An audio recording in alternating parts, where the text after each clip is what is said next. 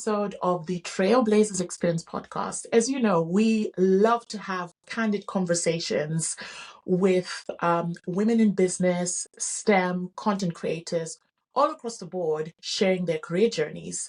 And my next guest today is Mariko Hill. How are you? I'm very well, thank you. Thanks for having me.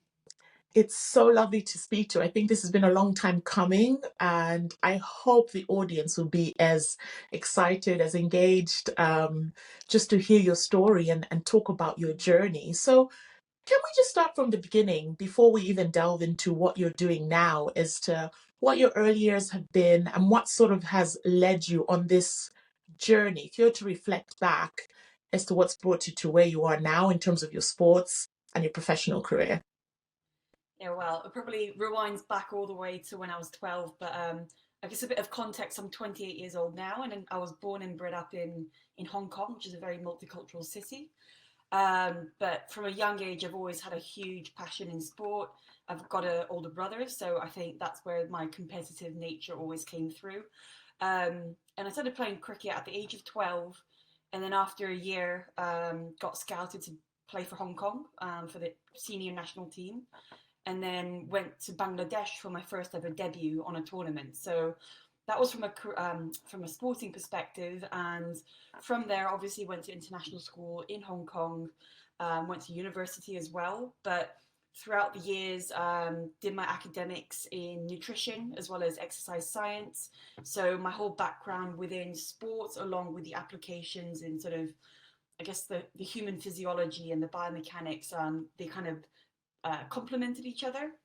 And then, interestingly, how I got into my current job of 9 years now, actually, was from a cricket match where the umpire, or some people might think of them as a referee, happened to be in this industry. So I just graduated, and I was like, I'm in Hong Kong, have a degree in nutrition, yet you have to speak Cantonese to really pursue nutrition, to be a consultant in that sense. So I was like, oh God, what do I actually do? And then my teammate at the time was like, oh, have you heard of what Venkat does? He's apparently in this nutraceutical business or nutrition industry. So after the game, I was like, Venkat, can we have a drink? Had a beer and sort of caught up. And ultimately, it led me to do an internship at this B2B company in the nutraceutical or dietary supplements industry. And that really opened my eyes up to this whole entire industry in itself. And within a month of an internship, I flew to Vegas, actually, which is a crazy place to go for a business trip, but in a month, right? So put that into perspective. And I think when I was just on my way there, I was like, this is incredible. Like, what an opportunity to go overseas to represent the company, but really sort of flourish and kickstart my career within this nutrition space. So yeah, fast forward sort of 9 years, and I'm still within the company as a global innovation manager. So I really handle all things related to product development in the dietary supplement space and helping brands like the MyProteins or the Science and Sports that you might see, help them develop the product. And then from there, we've kind of branched out into different areas where I think we'll probably elaborate more in this sort of podcast, but yeah, sort of dabbled around entrepreneurship and starting my own nutrition consultancy company, along with being a director of a few other B2C companies as well. Now, and you're only 28, just to add, and this has all happened, in this, I'd say, short span of time. That's really amazing. At what point, Mariko, did you then say, because obviously you still play cricket, did you then say, well, nutrition, why nutrition? Why is that something that you were interested in? And was there a moment where you said, I don't think I will be continuing for a long term in the professional cricket sphere? This is why I actually want to have some solid foundation from a business perspective? I'd say yes and no. I think how I got into nutrition, first of all, was probably by playing sports. I've always thought about how can I try and be the best athlete that I can be, and ultimately nutrition always such a pivotal aspect on performance and recovery. And, whether it's, especially as a female, body composition is something that you think about, and sort of looks and aesthetics. And that was more from like a high school age and era, I suppose.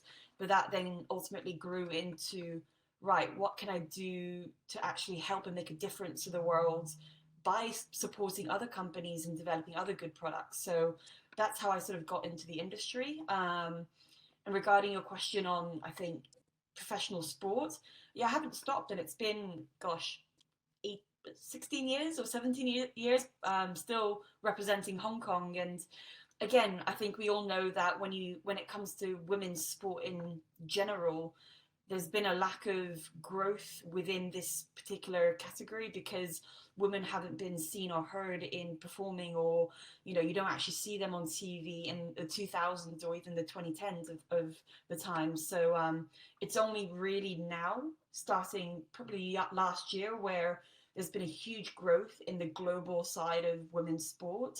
And Hong Kong specifically, as the women's team, only just got contracted. So it Wow. was never really professional. So we did this out of our pockets. We went on tournaments, and it was a great time, not only to represent your country, but you're amongst all your best friends within a team, traveling to all these incredible countries like Kuwait and Singapore and Thailand. And, that was kind of the huge benefit of playing cricket. It wasn't just performing for Hong Kong, but it was also just something that really adds value to your life, and it's something that I really, really enjoy. So really expanded your horizons, meeting different cultures, traveling to different countries, that camaraderie and the teamwork and team, building those relationships has been a key part. And you've touched on an important point. I mean, the disparity, I guess, in terms of what women are earning in professional sport versus, our male counterparts is just astronomical. I think Mm. only now has a NBA female basketball player has she now gotten a major contract with a sports brand.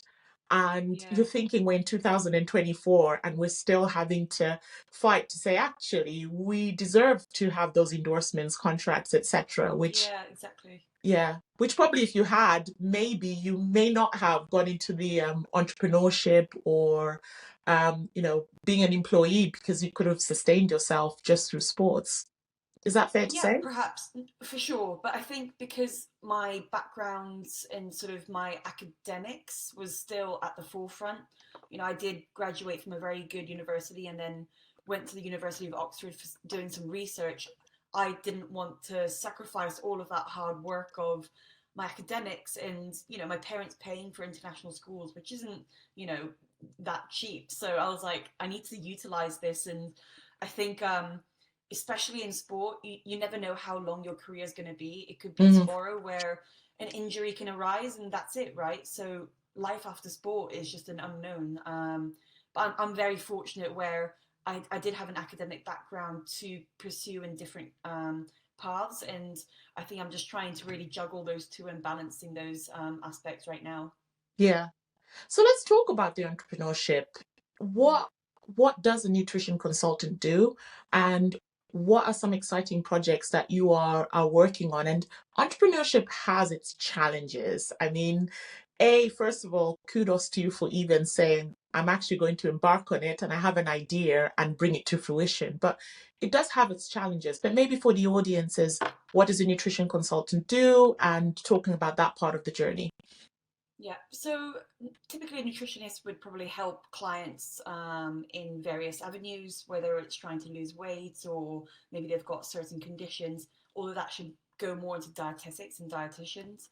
Um, my journey as a consultant kind of stopped in prior to COVID, I'd say, when I think everything, the whole world stopped really. But my real sort of career is in this B2B global innovation manager for Gencor, who's in the nutraceutical space. And that's really ultimately underpinning sort of the trends of the market in certain continents, along with the science of today, with then marketing and really helping communicate effective ingredients, whether that's the protein powders or the curcumins or the omega-3 fish oils, to brands and pitching those ingredients with the science, because it's always science based, and they then ultimately make a finished product according to the evidence. So that's kind of my I guess role within the company right now for Gencor.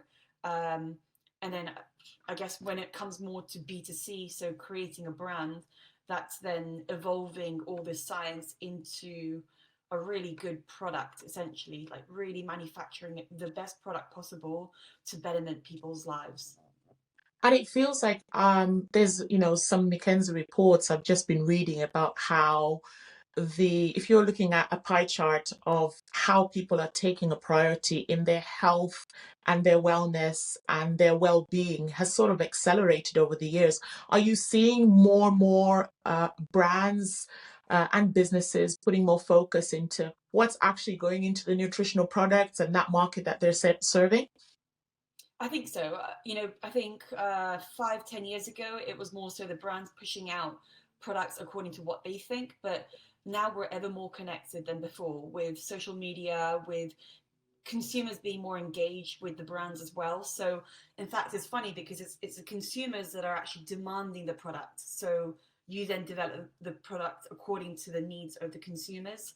Um, and yeah, sort of touching on what you mentioned about sort of the science, it is very important because now there are more brands also starting because of entrepreneurship and everyone wanting to be an entrepreneur. So sort of the barrier to entry into creating a brand is actually quite easy, Mm. but it's really growing that brand into the next phase and really developing a community that understands the brand and really values the brand is the challenge. But yeah, absolutely. I think science is always key. And I think obviously there's different thoughts into what really makes a good brand, but my whole sort of background is on science. So I really want to sort of drive this message that it should always be evidence based. Talk about some milestones that you've had within your role and your career so far that you'd like to talk about and share. Oh, goodness. A lot of it would actually come from my cricketing accomplishments, whether that's sort of playing in the Asian Games. So the Asian Games is known as sort of the Olympics of Hong Kong. And I went to that at the age of 12 as well as 16. So it's every 4 years, sort of different to the Olympics. And I remember going to the Asian Games in Guangzhou in China, and it was exactly how it's mimicked with the Olympics, where you've got an athlete village amongst all the other superstars in the world. So I went in, I saw Yao Ming and all these other incredible athletes. But for Hong Kong cricket to just be within that massive International Olympic Council was just an eye-opening experience. Not to say that we didn't do bad, but we didn't do too great either. But the whole experience itself was something that you need as a team to grow. But other aspects of sort of going overseas to playing professional cricket in Melbourne, Australia, as well as sort of going to England to play cricket overseas. That's also another accomplishment in the sense of, it is scary to sort of drop everything and go overseas to really pursue a sport. But those were during sort of my gap years, so I didn't have as many risks as I do now after being older, to really sort of enjoy my time playing cricket. Oh, But that's amazing. yeah, no, it was honestly like I would never go back and change anything because all of those experiences has led me to be who I am today. But in terms of businesses, I'd say I think really going to London. So I moved, I'd say 2 years ago. Still going back and forth, to be honest. I'm living half Hong Kong in London. But really putting my foot down to saying I'm going to try and develop sort of the European business for my company right now was again a huge kind of milestone into I think more of my career path into being who I am today and sort of the roles that I handle within the company. I mean, with such a diverse background in sport, you've talked about, your participation in all these events, your academia. I think that really speaks true to your passion for, your passion for your education, your research, your business, and what you're doing. How do you set goals, meaningful goals for yourself? So you've just said you're sort of relocated to London, still, have one foot in Hong Kong, but how has this helped you set meaningful goals, and what are some of your ambitions that you have at the moment? I think my goals are always driven to my dreams. So it's funny you actually mentioned this question because every quarter I do have this massive whiteboard in my room that I write, what goals I want to try and achieve according to my dreams, and then what are the habits that I need to do to achieve those goals. And obviously, you would pivot every week, every month, depending on your sort of chaotic schedule and what you've achieved. But I think typically all my goals are based on my dreams, which are within cricket. It's to really help the Hong Kong team qualify into a major global tournament. So perhaps the World Cup one day, or the Asia Cup, which are within the cricketing world. That's sort of the top standard within associate nations. And then for my career path, it's to really launch a finished product brand. Um, and yeah, develop ultimately various ranges of products and SKUs that can betterment people's health and well-beings, whether that's skincare or dietary supplements in the sports and active nutrition world. Um, but yeah, those are two branches. And then within that, I've got sort of many daily habits to try and tick off, which, if you trust the process and you stay consistent, hopefully that will be the end result. There's definitely something to be said about having a passion for something, finding your calling and purpose. And like you've said, setting those, whether it's 3 buckets or looking at your tree of saying, these are the things I want to focus on, and have a vision, but know that it takes time to build on these things. There is this myth, I would call it the Instagram social media myth, that, successful businesses or careers are just built just like that. But there's a journey that's involved, even from what you've just described, of starting your cricketing career at 12. You're 28 now, even in your nutrition business and also with your career. That's all taken time. I think that's an Yeah. important thing for people to note, that set a goal, but also know that there will be a journey that's involved. No, for sure. And again, I wouldn't have even dreamt of being in this spot right now. I didn't even know what nutraceutical meant when I was in university. I mean, really. So it's kind of staying present in the moment. You also have to be, I am quite lucky for the opportunities that have arisen. And the biggest thing is saying yes to all of these, because you genuinely never know who you might meet or what you might do that eventually leads to another opportunity or another door opening. And I think the more you kind of open those doors and really pursue it, despite how scary it might be, it will lead you somewhere, and that somewhere is now of, right, what can I do now to be better than yesterday? So yeah, for sure, it's crazy, the journey itself, but who knows where I'll be in 5 or 10 years time. I see a very bright future. I mean, also, you're specializing in an area which I think sort of has to do with people. We are in day and age where people, as you said, the consumer, are curious about what's going in their food, their nutrition, and I think it's a good industry, which I'm sure presents its challenges to be in. Now, you're also the co-chair of the webinar committee for women in nutraceuticals. That's a tongue twister, and also an ambassador of Fairbreak Global. And you're deeply involved in, empowering women and advocating for gender equality. How has networking and collaboration played a role for you in your journey? And is there any advice you'd give to others looking to build, connections and finding things that are meaningful to them in their journey? Yeah, I mean, first of all, networking is so important. I don't think I ever really realized how important talking to other people was, let alone face to face interactions as well. Nowadays, especially after COVID, everyone thinks you can just do sort of Zoom calls and have meetings, but really having a handshake and getting to know an individual personally outside of business, sort of having a coffee or having a drink after a dinner or something, really allows you to bond with the individual a lot more than a 30 minutes meeting, I suppose, over Zoom. But yeah, definitely go to as many conferences or trade shows or social events as possible.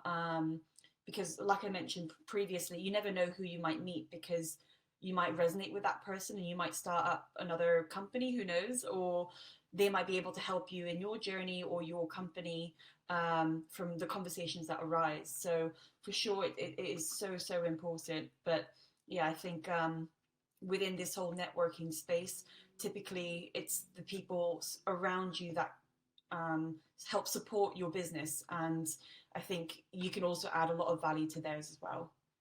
That is so true. There's something to be said about when you meet someone, you intuitively, once you've had a conversation, you know if you've got shared values, shared goals, and that sort of sparks the conversation for, potentially working together, or, being introduced, or your name being mentioned in the room, when someone's talking about things that matter to you and them as well. Do you want to talk to me about, so what is Fairbreak Global for the audience? So ultimately, Fairbreak is a movement for providing equal opportunities, independent of gender, race, geographical location, and it's trying to create an equal playing field with women and men to really be on par when it comes to payments, the amount of games that you might play. This is using cricket. Um, the amount of games, the amount of media, or even just being showcased on television. So it's using cricket as a vehicle for progressive change, really, and trying to really create and reach gender equality and equity across all boards, whether it's sport, business, art, culture.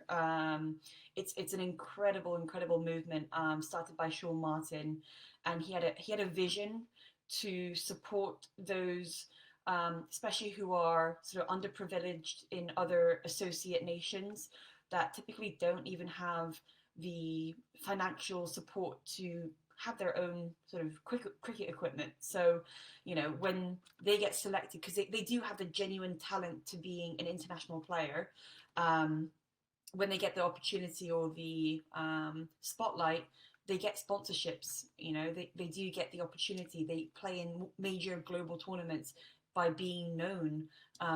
Whereas previously, I never knew a single player from Papua New Guinea or Vanuatu. And now these are real strong, independent sort of female athletes that are playing in these global tournaments because of Fairbreak.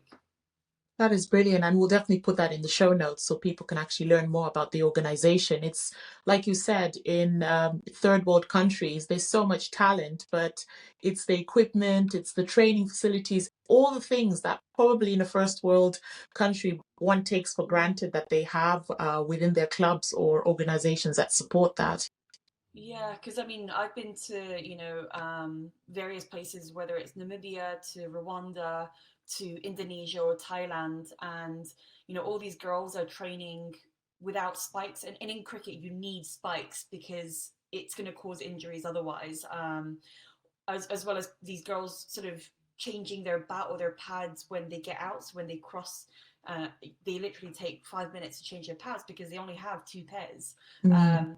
And to see that they don't have those equipment yet have the basic skills and the assets without having all of these one percenters, it makes you think, oh my goodness, what kind of athlete can they actually be if they had all of these base standards as us in society and sort of the first world culture have, in the privilege. So yeah, it's I think an inspiring movement in itself, because it's, yeah, it has impacted so many people's lives. So let's talk about transitioning from a professional cricket career, which you sort of haven't gone 100% yet. I think, at some point you're going to have to hang your cricket gear and call it a day. I But think you as can you see it in the background, transition, my shirt. yeah. Yeah. But now, as you transition, into the corporate world and entrepreneurship, of course, it's a shift. Can you just share your insights of some of your experience and how actually being a sports person has influenced how you approach things from a business angle? Yeah, I'm so glad for my coach when I was a lot younger to sort of implement all these small things such as um, discipline and organization and teamwork, all the words, the common words you always hear, but genuinely, all of those attributes has helped me in the business world because, you know, again, rewinding when I started playing cricket, I was waking up at 6 a.m. to get to trainings at 7 to get to school by 8:30 or 9. So those small discipline attributes, along with the element of teamwork, because cricket is a big teamwork sport where you've got 11 players on the field. Um, those are all things that you need within the business setting because ultimately to grow a business, you have to have the help of other people, and especially those that are better than you at other elements, to really collaborate and have this interdisciplinary team to growing this brand because yeah, all of that's so vital. But yeah, ultimately the whole cricket trainings and the early mornings and the late nights, that really drilled down onto my ability to just be super organized. And I think if you look at my Google Maps, this is one thing about me. I'm just a bit of a manic when it comes to organizations. I've got like pins and color codes and all these kind of things for places I want to go or things I need to do, and I just tick them off. I mean, that's amazing. That's good there. Good tips there in terms of organizing yourself. Yeah. Oh, just circling back and talking about what you're currently doing in your Global Innovation Manager role. You're deeply involved in driving innovation because, you know, at the core of it, it's not just looking at nutrition, but innovating so that you're creating products, brands for the future. What excites you now about what you're doing? And are there any interesting things you'd like to share?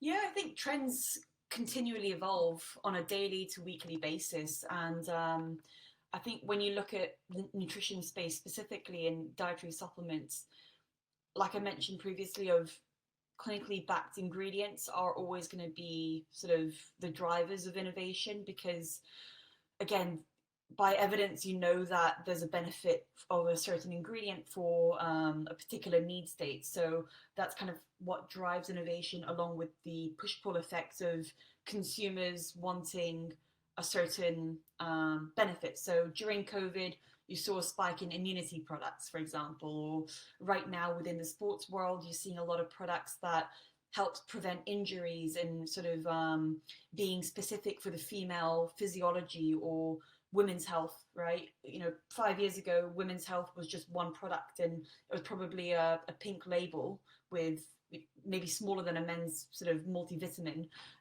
Whereas now we're really, or especially women, they are demanding products specific to them. So whether it's for menstrual pain to hormonal imbalances to menopause, there's so many different need states and demands that need to be catered for. So as that evolves, I think innovation and products will also evolve. And sooner or later, you'll see when you walk down the aisles of a Holland and Barrett or the GNCs in America, you'll see an aisle dedicated to women's health or menopause itself. And right about time, isn't it? Because we've always known as women that, you know, there are differences in the various stages of your life from being a teenager, 20s, 30s, 40s. And then also, you know, research has shown, depending on your ethnicity, there are also different Yeah. challenges that you may have, depending on the type of sport you play. So, I mean, finally, it feels like it's an exciting time to be in your industry and, you know, be at the forefront of just developing things that are catered to the consumer, but really, you know, on a granular and micro level as well.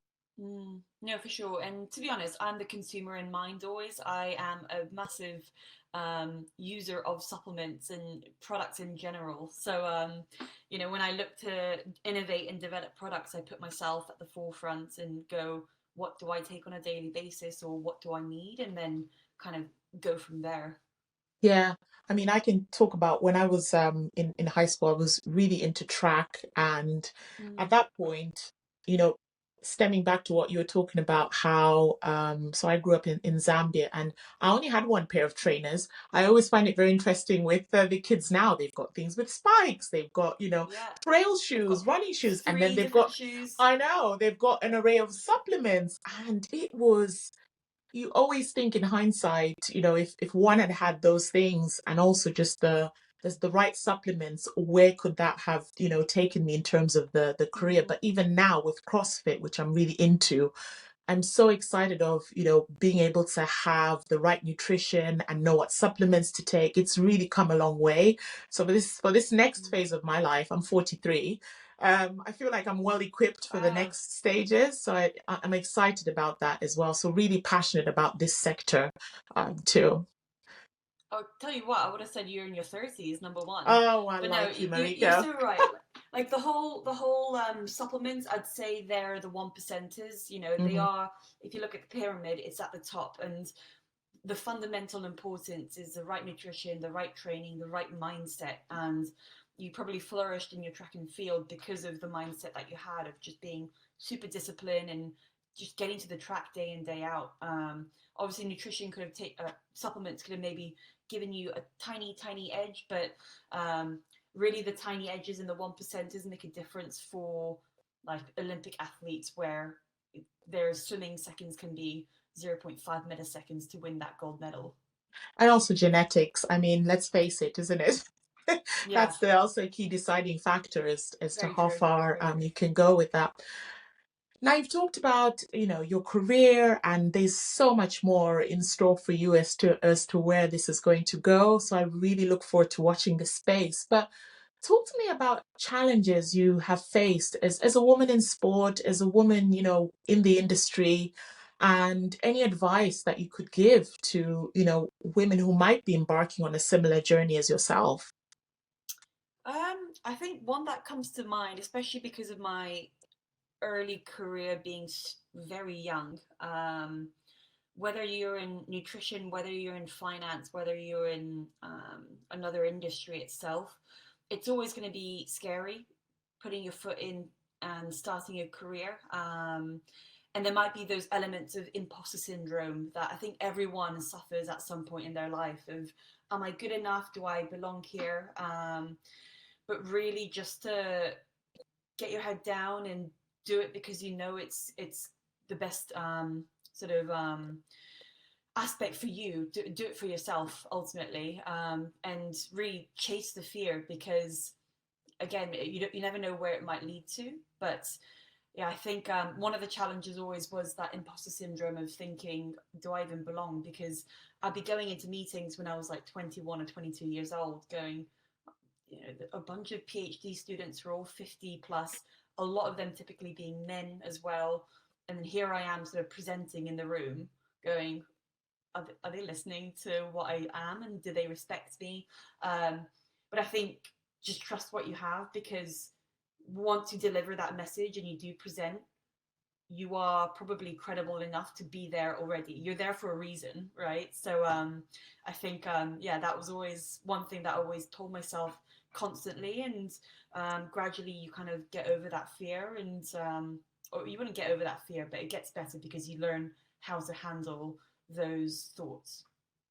And also, there's something to be said. You've started at the beginning of the podcast talking about how important education and academia and learning and getting those credentials behind you is so important. Because I was just thinking about the dropout and that Yeah, whole, scandal. And really, as a woman, to be respected in an industry that relies on the science, it's really important to make sure to get that education and experience behind your belt, so that you are, when you're in a room there with people in their 40s and 50s, you have the science, the education, the experience to back it. That's so key. yeah, no, for sure. They're not I think shortcuts, are they, really, Mariko?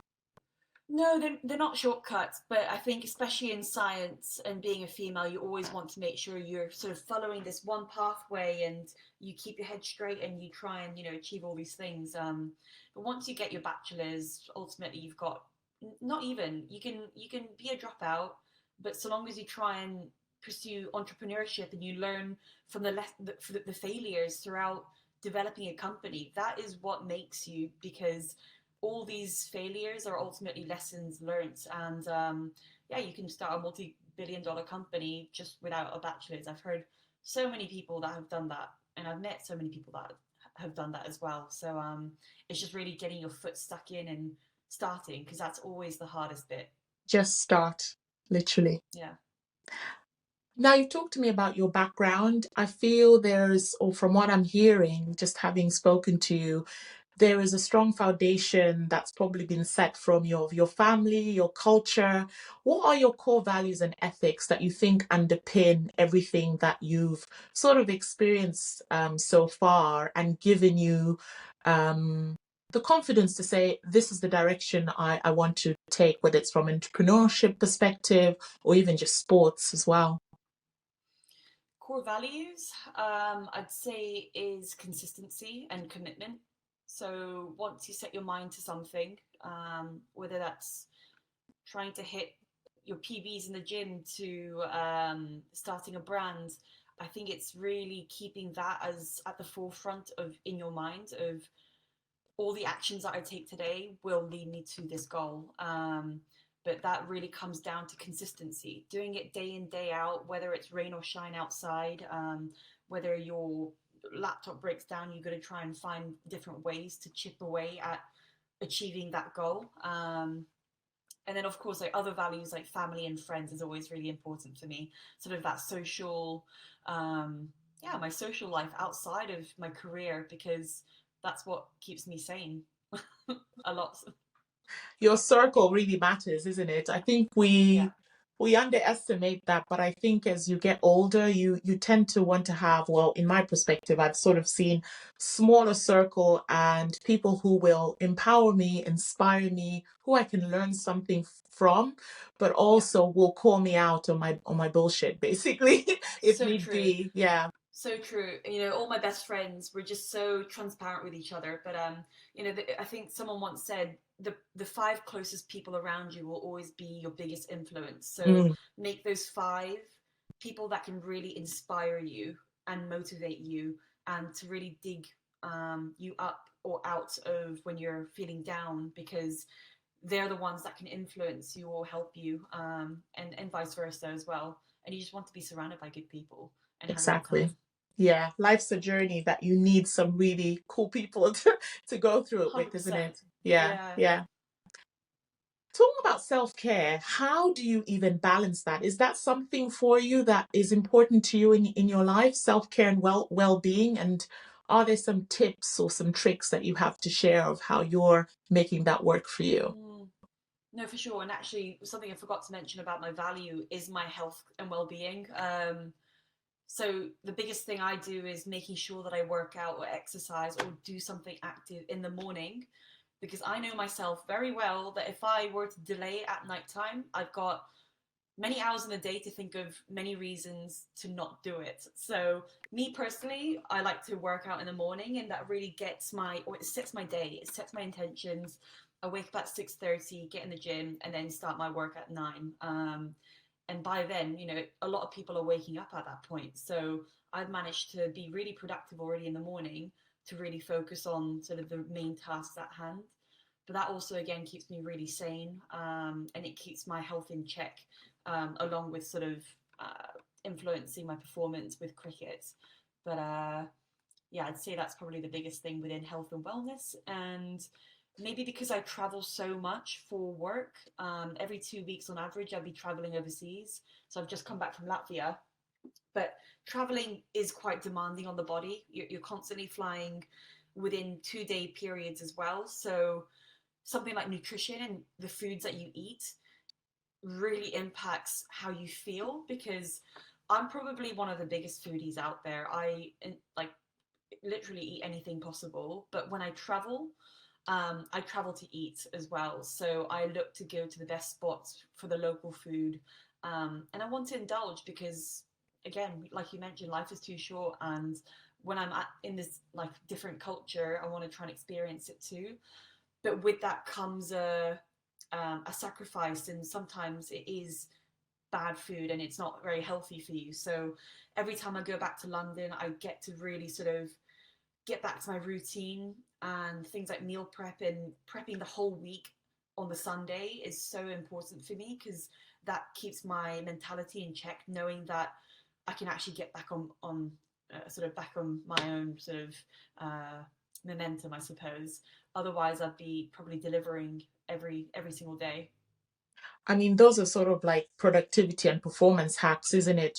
Setting Yeah, yourself up to be perform, whether it's from a mental, physical, professional capability. And that it has to do with, what you eat, how you start your day, where you put your focus. I can completely resonate. I think I'm in a stage now where I realize the meal prep is so that I'm able to fuel myself accordingly. And then, of course, when you're with your friends, etc., different countries, cultures, it's to indulge a little because on our deathbeds, I don't think we'll be thinking about macros and yeah, no, protein, definitely fats, not. and You'd be like, oh, carbs. I remember that incredible meal that I had in Latvia, with X and Y and what we did, and sort of all the cherry liqueurs that we had and the night that happened. So, yeah, for sure, it's all about just sort of living in the moment and indulging yourself, and yeah, being kind to yourself.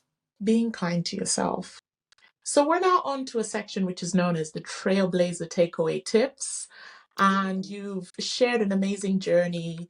What are three things, if you wanted to leave with the audience of, takeaway tips from you that you'd love to share? Um, I think the first one is always to be continuously learning. So always ask questions, be curious. I think the more questions that you ask, the more you learn. And again, it might influence the business that you're running or your daily habits. And yeah, it's just a nice thing to always ask questions and be curious. Second one, perhaps to believe in yourself. Um, there's always going to be moments where you doubt yourself or your abilities, and again, the whole imposter syndrome thing, where you might think you're never good enough, but what you have is already good enough. And especially if you've been asked to do a conference or lead a team or go to a different country, you're being asked because of the abilities that you already have. So genuinely just believe yourself. And then maybe the third one is work-life balance. So make sure that you don't only just stick your head into business and your life revolves around your work. Of course, there's going to be times when you will be working longer hours, but it's so important for your mental health and your physical health to do something physically active and to get out and socialize with your friends, or have a movie night or a girls' night, because that keeps your sanity in check. Mariko, this has been amazing. You have really a colorful tapestry of, talking about your career. And cricket is not, something that a lot of women go into, but you've shed light as to how that's developed and your passion behind it and all the initiatives that you're trying to drive as well. And also sharing the journey about, working in the nutrition industry has been really exciting. And I've learned a few things as well. So I look forward to following your journey. Thank you, and I appreciate you and everyone listening. If you're still listening to this podcast, to yeah, everything that you've also done for this whole kind of movement, because I've watched a few of your episodes, and I've also learned a lot of things from the many influential women that you've interviewed. Well, Mariko, I wish you an amazing weekend. And for the audience, this has been the Trailblazers Experience podcast. You know where to